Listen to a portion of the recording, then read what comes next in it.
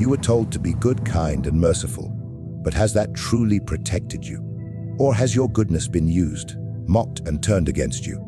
In this video, we confront a harsh truth, that goodness without power is a liability. We'll expose how virtue alone has destroyed kingdoms, ruined reputations, and welcomed betrayal. But more importantly, we'll teach you how to defend your goodness with strategy. There is a common illusion that goodness, by itself, is enough. That to be good is to be safe. That to be kind is to be rewarded. That if a man simply chooses righteousness, the world will respond in gratitude. This belief, though noble in appearance, is the seed of political ruin and personal destruction. A man who is good but unarmed is not respected. He is tolerated, and only until he becomes inconvenient. History is not shaped by goodness. It is shaped by the will to act, to dominate. To protect what is good through means that goodness itself often refuses to acknowledge. The lion, alone in the forest, does not survive because of kindness. He survives because of strength. And yet modern man is taught to be only kind, only good, and to leave strength behind as if it were a relic of barbarism. But in doing so, he does not ascend toward nobility. He descends into fragility. The weak man who clings to virtue becomes the stepping stone of the cunning. The good man who refuses to defend himself with force becomes the plaything of the wicked. For in any society, there will always be those who plot, who deceive, who hunger for control. And if goodness has no teeth, if virtue has no claws, it is not admired, it is devoured. The ruler who seeks to preserve justice without the will to punish injustice invites chaos. The citizen who forgives the serpent while it's still hissing deserves the next bite. One must ask, what is the worth of goodness if it cannot survive contact with evil? What is the use of a heart full of light if the mind cannot recognize shadows? There must be balance. Strength must uphold goodness. Power must protect virtue. Otherwise, goodness becomes an open wound, and power, the scavenger that tears it open further. Look at every fallen kingdom. They did not fall because they were evil. Many fell because they were too good, too merciful, too trusting, too unwilling to confront enemies with the same ruthlessness by which those enemies plotted. The soft hand loses the kingdom faster than the sword. One can govern with justice, but justice is not mercy. Justice requires order, discipline, and sometimes the cold application of punishment. A just man who lacks the will to enact punishment becomes nothing more than a puppet for those who know how to manipulate laws and exploit weakness. Consider the man who never says no, who always yields, who always forgives without consequence. He becomes predictable. His goodness becomes his leash, and those around him learn how to pull it. First through guilt, then through fear, then through threats. And soon, what was once voluntary kindness becomes enforced obedience. He does not lead his life. His life is led by the appetites of those who sense his vulnerability. But the man who is good and also strong, who wields both kindness and force, becomes a different figure altogether. He is not soft, he is not cruel, he is principled. But his principles have teeth. He can show mercy, but only when it serves the preservation of order. He can forgive, but not without judgment. He can love, but only while ensuring that love is not used as a weapon against him. Without strength, goodness is easily reshaped into a performance, a political show. Leaders, religious figures, even teachers, many wear the robes of goodness while letting evil walk freely beneath their rule. Why? Because they fear conflict. They fear what goodness must become when it is truly tested. And so they turn their faces away from hard choices, convincing themselves that silence, tolerance, and passive smiles are still virtues. But they are not. They are the tools of cowardice dressed in holy garments. A man who is only good is dangerous not because he commits evil, but because he allows it. He becomes the silent partner in the destruction of values. He becomes the one who, standing at the gates, lets the enemy pass because he cannot stomach the confrontation. The world is not made for men like this, and when the flames rise, it is their homes that burn first. To truly be good, one must be willing to become feared by those who would destroy goodness. You must learn to speak softly, yes, but only if you carry a sharp blade. Your love must be protected, your mercy must be earned, and your kindness must never be assumed to mean weakness. Let the world see that your goodness was a choice, not a condition. Let it be known that you are kind, not because you must be, but because you are powerful enough to choose to be. And when that power is present, tyranny no longer finds a place to hide. When goodness stands with strength, deception is exposed. Manipulators retreat. The vultures look elsewhere, because they sense that here, for once, goodness is not a door to walk through. It is a wall that does not yield. In the theater of power, no costume is more convincing than the appearance of virtue. A man who appears honest gains trust. A ruler who pretends to be just secures loyalty. A priest who wears humility like a cloak silences criticism. The world does not reward the truly good, it rewards the convincingly good. And herein lies the trap. The masses do not seek truth. They seek comfort, and nothing comforts the sheep more than believing the wolf is dressed in righteousness. Virtue has become currency. It is traded, sold, and paraded not to uphold goodness, but to acquire influence. Those who understand this rise quickly. They learn to say the right words, wear the correct expressions, cry at the appropriate moments. They denounce evil publicly while negotiating with it privately. They sit on thrones built on the illusion of morality, and the crowd, desperate for guidance, applauds them as saviors. The truly dangerous men are not the ones who boast of their power, but the ones who deny having it. They flatter, they yield, they smile, they speak of compassion, justice, and peace, while behind closed doors, they orchestrate betrayal. These are not villains in chains, they are heroes in robes. They win elections, preach sermons, lead revolutions, all while hiding the blade behind their back. The deception works because people crave symbols. A man who wears a uniform of virtue becomes a symbol, and symbols are rarely questioned. To question the symbol is to disturb the illusion, and most would rather live in a lie that feels good than a truth that cuts deep. So the mask survives, and the one who wears it ascends. And what of the genuinely virtuous man? He struggles, he is suspected, mocked, or ignored. Because he does not promote himself, he does not play the game. His honesty lacks the theatrics. His mercy is quiet, his justice does not wear garlands, and so he is forgotten, overshadowed by the one who acts the role of virtue more convincingly than he lives it. It is a brutal irony that in a corrupt world, the man who merely acts good often has more influence than the man who truly is. For the actor of virtue knows the script. He adjusts his tone, his posture, his tears based on the audience.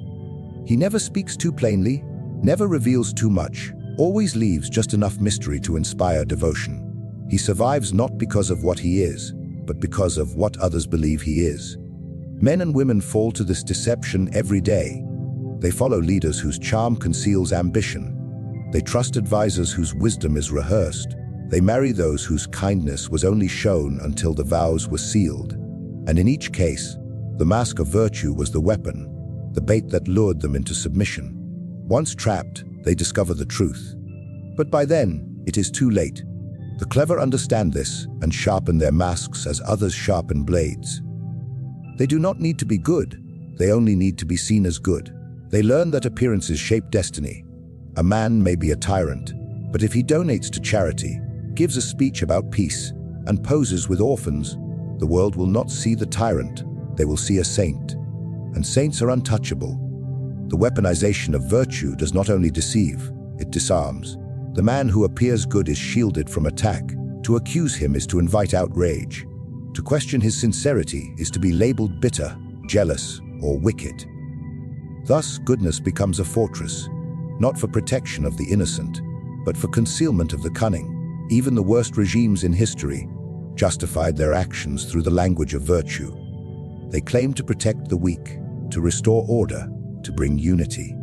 And the people believed them. Because the mask was convincing, the words were familiar, the performance was flawless. Blood was spilled in the name of peace. Freedom was destroyed in the name of security. The sword of oppression was cloaked in the language of salvation.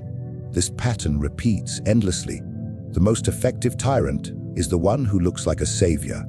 The most dangerous traitor is the one who speaks of loyalty. The most destructive ideology is the one that claims moral superiority. The masses follow symbols, not truths. and the cunning carve their path to dominance not through violence alone, but through the careful, deliberate use of a mask. Therefore, one must learn not to be dazzled by virtue's appearance, scrutinize those who speak endlessly of goodness, question those who seem too perfect, for often, the louder a man preaches virtue, the more he hopes to distract from his absence of it. Look not at the speech, but at the consequence. Do not judge the robe, judge the trail it leaves behind, because the mask of virtue, when placed in the hands of the ambitious, becomes not just a disguise, but a weapon sharpened by public faith and wielded without hesitation against those too blind to see through it. Mercy, in the mouth of the weak, is not a virtue, it is an invitation for enemies to return stronger, for traitors to sharpen their blades again, and for corruption to deepen its roots. The illusion that mercy always leads to peace is among the most seductive lies told to men in power. It comforts the conscience, flatters the ego, and offers temporary relief. But history teaches, again and again, that mercy, when granted without calculation, is often cruelty in disguise. The ruler who spares a criminal too soon invites more crime. The man who forgives betrayal without punishment lays a fertile ground for further treachery. The leader who shows leniency to the disloyal sends a message to all watching, that he is unwilling to bear the weight of justice. And in this hesitation, in this moral softness disguised as compassion, he becomes complicit in the chaos that follows. To understand mercy, one must first understand timing. It is not a blanket to be thrown over every offense, nor a default setting for the good-hearted. True mercy must be precise, strategic, not sentimental. The man who forgives too soon undermines discipline. The one who pardons without consequence weakens authority. The state, the household, the organization, all rot from within when mercy becomes the rule and not the exception. Mercy is a blade with two edges. When wielded wisely, it heals wounds, restores order, and stabilizes power. But when wielded without wisdom, it cuts the innocent, rewards the guilty, and turns justice into mockery. Imagine a shepherd who allows the wolf to return again and again, each time saying, "Perhaps this time he will not devour." Is this mercy or madness? Does it make him noble or negligent? Those who suffer because of his leniency do not praise his goodness. They curse his weakness. The truth is that many offer mercy not because they are kind, but because they are afraid. Afraid of being hated, of appearing harsh, of making irreversible decisions. So they cloak their fear in the language of virtue. They say, "Let us forgive, for we are better than our enemies." But inside, they tremble at the weight of justice. They choose peace over punishment, not out of strength, but out of cowardice. And peace that is not enforced by discipline is merely delay. In every empire, there are moments when mercy destroys what force could have protected. A rebellious city is spared out of pity, only to rise again in fury. A treasonous general is forgiven, only to lead another coup. A disloyal advisor is welcomed back, only to poison the well once more. Each time, mercy becomes a seed that blossoms into violence. And the people suffer not because the leader was cruel, but because he was merciful at the wrong time. There is no honor in mercy that empowers the wicked. There is no virtue in forgiveness that enables more injustice. To spare the serpent once is understandable. To spare it again is betrayal to those it will bite next. The truly just man is not one who forgives everything, but one who punishes where punishment is due, not out of hatred, but out of responsibility. For order is not sustained by goodwill alone. It is sustained by consequences. Mercy can only function in a system where justice is clear, swift, and respected. If every transgression is forgiven, law becomes irrelevant. If every enemy is spared, loyalty loses meaning. Those who follow the rules begin to ask why they bother. Those who remain faithful begin to resent their restraint. When there are no teeth behind the law, those with fangs make their own rules. To rule with mercy, one must be feared first. Respect must be established through strength. Only then does mercy become meaningful. If a man is merciful without first proving he can be merciless, his mercy is interpreted not as grace, but as helplessness. And the opportunists gather. They come not to praise him, but to plunder him, because they know he will not retaliate. They know his kindness is unconditional, and therefore, useless. The leader must weigh every act of mercy like gold on a scale. He must ask who benefits from this forgiveness. Will this act restore order or erode it? Will it encourage reform or encourage repetition? If mercy does not improve discipline, it is wasted. If it does not protect the greater good, it is misguided. And if it does not strike fear into the heart of the guilty, it is not mercy, it is surrender. Compassion must not blind a man to reality. Mercy must not become an excuse to avoid necessary brutality. There are times when punishment is the highest form of mercy, not toward the offender, but toward the society that depends on law. A traitor executed teaches loyalty better than 1,000 speeches. A thief punished deters more crime than sermons on goodness. One act of firm justice protects thousands from future harm. Those who rule must learn to harden their hearts, not to lose their humanity, but to protect it. There are those who confuse leniency with love, who believe punishment is always cruelty. But a surgeon cuts not to harm, but to heal. A ruler must sometimes act with cold precision, not because he enjoys it, but because duty demands it. Mercy, if not guarded by judgment, becomes a silent enabler of evil. A good man without strategy is like a lamb walking into a lion's den, believing that his innocence will protect him from the hunger of predators. He may be morally upright, but he is unprepared. He may be kind, but he is vulnerable. In this world, where ambition often triumphs over ethics and perception over truth, goodness alone is insufficient. It is not the man who is good that survives. It is the man who knows how, and when to wield his goodness like a weapon, and when to sheath it behind a calculated silence. To be good is a noble goal, but to remain good in a world built on ambition, deceit, and manipulation requires something more: strategy. Without it, goodness becomes blind. It forgives without memory, it gives without discretion, and it walks unarmored into battles that require shields. The man who insists on being good at all times, in all places, toward all people, will not be seen as noble for long. He will be seen as weak, soft, and disposable. Strategy gives shape to virtue. It determines when a kind word will heal and when it will be trampled. It knows when mercy will reform and when it will ruin. Strategy is not the enemy of goodness, it is its protector. Just as the body must be armored in battle, the soul must be guarded in leadership. And for that, strategy becomes the unseen force that allows goodness to survive in hostile terrain. In any society, there are those who do not understand goodness and those who do not care for it. To them, virtue is a costume, a tool, or a barrier. If a good man enters their presence without discernment, he is stripped bare. His kindness is used against him. His honesty is exploited. His willingness to compromise is misread as a lack of spine. Thus, the good man must learn that every act of virtue must be weighed, measured, and applied with intention. Consider the ruler who treats his subjects with fairness, but fails to prepare for betrayal. He may sleep well at night, but he will not sit on the throne long. Or the advisor who speaks only truth, regardless of timing, audience, or political consequence. He will be remembered not for his courage, but for his lack of prudence. The world does not admire a man who is merely good. It respects a man who is effective. And effectiveness is born of strategy. Goodness, when governed by strategy, becomes an instrument of control. It allows a man to build alliances, secure loyalty, and win admiration, because he knows when to show compassion and when to appear cold. He does not betray his values, but he does not display them naively. He understands that even truth must be delivered like medicine. Not all at once, not in overdose, but in measured doses that heal rather than destroy. Strategy teaches the good man to anticipate betrayal, not because he is cynical, but because he is realistic. It teaches him to expect ingratitude, so that he may give without expectation and not be broken by it. It prepares him for the burdens of leadership, where even the most righteous decisions invite resentment, and where silence often protects more than proclamations. Without strategy, a good man will die trying to please those who will never be pleased.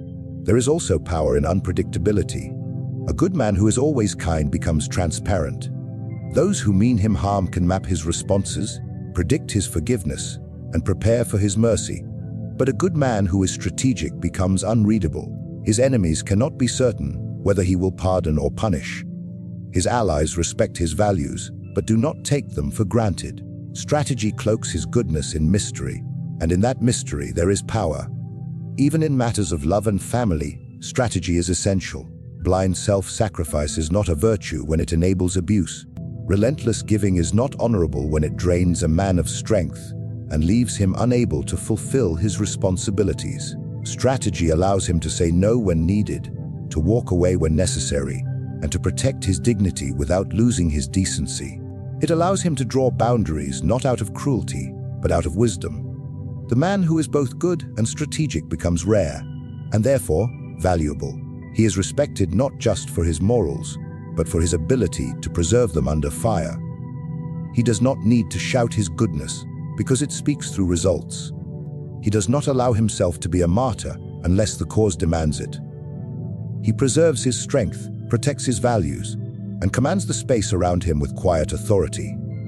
Strategy does not taint goodness. It refines it. It separates the impulsive from the deliberate, the knave from the wise, the reckless from the effective. It ensures that virtue does not become vanity, and that kindness does not become a curse. In a world of wolves, a good man without a plan becomes prey, but a good man with a strategy becomes a force, quiet, composed, and dangerous to those who mistake his silence for surrender. Conclusion of the script: the dark side of goodness. Lessons from Machiavelli. We have been taught that goodness is the highest virtue, that to be kind, merciful, and righteous is to walk the path of truth. But truth, in its rawest form, is not always comforting. It is sharp, it is inconvenient, and it demands more than blind morality. The world does not reward the pure of heart unless their purity is guarded by power, protected by cunning, and directed by discipline. Goodness that lacks strength invites predators. Goodness that lacks discernment becomes deception. Goodness that lacks boundaries enables destruction. To survive in this world, let alone to lead it, one must understand that light, if left unshielded, is devoured by darkness. That mercy, if offered without wisdom, transforms into permission for evil. That virtue, when untempered by strategy, becomes performance, a fragile illusion broken by the first gust of adversity. The truly effective man does not abandon goodness, but he does not serve it blindly. He masters it. He places it under the command of reason. He learns when to show compassion and when to withhold it. He forgives only when forgiveness strengthens order. He acts kindly, not because he is knave, but because he is powerful enough to choose restraint. The lessons are brutal, but necessary. Do not trust the mask of virtue. Examine the hand that wears it. Do not confuse mercy with leadership. Know when punishment is the only path to peace. And above all, do not allow your goodness to be dictated by fear, by guilt, or by public praise. Let it be governed by thought, strategy, and strength, for only then can it endure. Only then can it command respect, and only then can it transform from a weakness to a weapon.